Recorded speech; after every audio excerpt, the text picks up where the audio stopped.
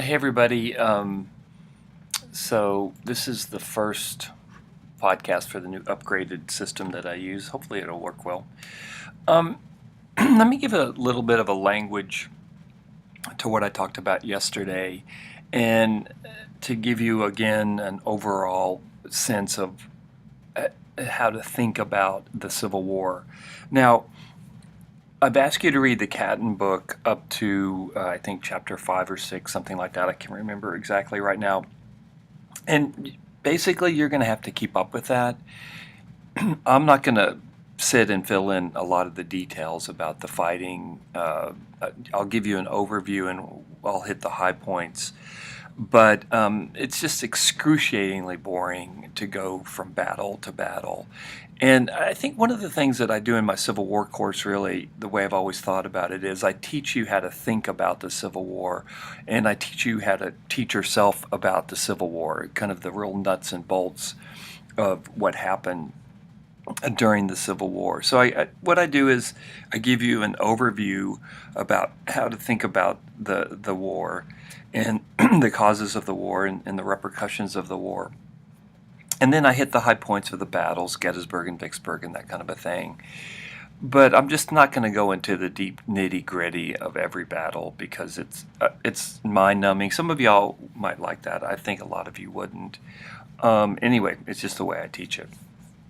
So, having said that, if you want to learn about the nitty-gritty, the more kind of nitty-gritty, keep up with the Catton reading. I'm going to put it in the ball in your court. Now, here's the big picture, and this is what Catton doesn't give you, I think. The Civil War evolves into a conflict that no white person in particular thought would happen. No white person, or very, very few whites, when the war began, dreamed that the Civil War would turn into a war of emancipation. Lincoln certainly didn't think that would happen. He didn't really want it to happen. Jefferson Davis, the president of the Confederacy, clearly he didn't want that to happen as well. Now, African American leaders like Frederick Douglass, other freed African Americans, they realize instantly that the Civil War at some point has to deal with the question of slavery, that whites can't keep hiding from the question of slavery, in particular the question of the abolition of slavery. As we talked about yesterday in class, slavery was the labor infrastructure of the white South, of the 11 states that had left the Union. There's 15 slave states that leave the Union. I'm sorry, there's 15 slave states, 11 leave the Union. Missouri, Kentucky, Maryland, and Delaware are slave states that Lincoln manages to keep in the Union. So anyway, so you can't destroy the South. You can't destroy the enemy, the Confederacy, in this case. Lincoln can't, unless he goes after the infrastructure of the South. Now, early on in the Civil War, both sides believed that the war would end pretty quickly, that it would be short, that it wouldn't really be that bloody. Both sides were very, very confident. But modern technology, mobilization, the ideological divides between the North and the South made the war far bloodier than anybody really anticipated. I think, ironically, one of the few people that saw how bloody the Civil War was going to be was Sam Houston, right here in Texas, the governor of Texas. Sam Houston was a little bit unique because he was an old Unionist. He'd been around forever. He had a good sense of the North. Of course, he lived in the South, and he just had a sense of what a disaster this was going to be ultimately for the Confederacy or for the slave states that left the Union.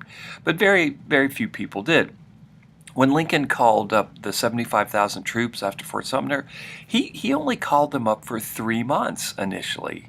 Now, very quickly, he signs these men to 3-year enlistments. But initially, the 75,000 militia that he calls up that pushes Virginia, North Carolina, and Tennessee into the Confederacy, they're only called up for 3 months. Lincoln thinks this is going to be over really quickly. It just doesn't work out that way. So, the first stage of the war, and this is the period between April of 61 and July of 62, this is what a historian at Ohio State, a guy by the name of Mark Grimsley, very, very smart historian, he's called this period the Conciliatory War. And that's, I think, a key way to think about the first year of the Civil War. Lincoln, when he's talking about the Conciliatory War, he's talking specifically about the strategy of the North. This is very much a northern-centered paradigm of thinking about a strategy. As I said I don't think I got to. I can't remember now, but I talked about how the South, all they had to do was fight a defensive war, that they didn't have to win 1 inch of territory to win the Civil War. I had a podcast about that earlier. They had this offensive defensive strategy. All they want is to be left alone. Well, Lincoln in the North, they've got a bigger task. They've got to capture this huge area. So the word conciliatory is not a word that Lincoln ever used. This is a word that a historian has kind of applied to Lincoln's thinking. Lincoln's thinking. I'm a poet and don't even know it. The conciliatory aspects of the war are much along the lines of what I talked about yesterday. Lincoln does not want to touch slavery.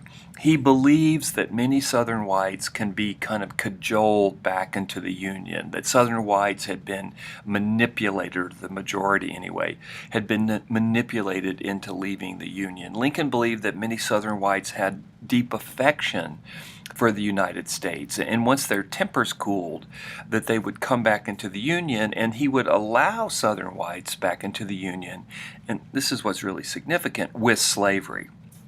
I can't really say it enough. If the Civil War had ended in the first year, it would have ended with slavery intact. Lincoln would have been quite happy with that outcome. Because remember, what's Lincoln's goal? Lincoln's goal is to save the Union. That's his goal. He says it 1,000,000 times, save the Union. So the first year of the war is the Conciliatory War. Lincoln doesn't want to touch slavery. He says it in addresses to Congress. He says it in the first inaugural. Even the Congress comes out early in the war saying that they don't want to touch slavery. And one of the things you might want to remember, which may not be obvious, when those 11 states left the Union, they took with them their senators and they took with them their members of the House of Representatives.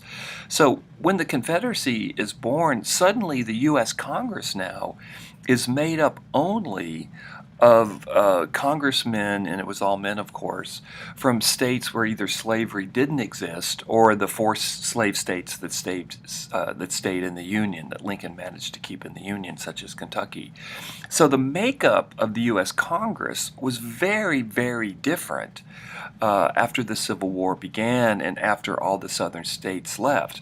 You did not have those Southern voices in the Senate or in the House of Representatives anymore as you'd had for the first 80 years of the U.S. history.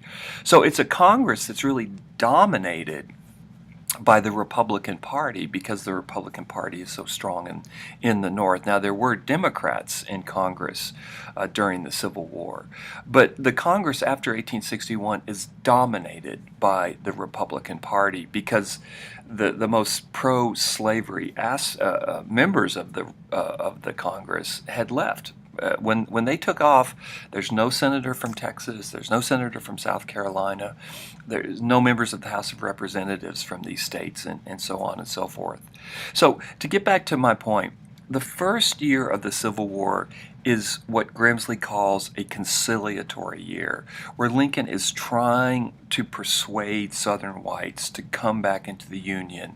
And the way he fights a war is kind of like a chessboard war, where it's army versus army, and he's trying to keep Southern civilians out of the fight. Now, this is going to prove impossible as I said yesterday, the friction of war. Once Union armies move into southern territory such as Virginia, there's going to be a friction between an occupying army and the civilians there.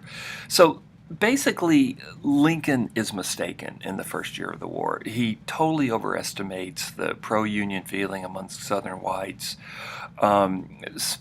Once Southerners leave the Union, they're not going to be forced back, or they're not going to come back into the Union unless it's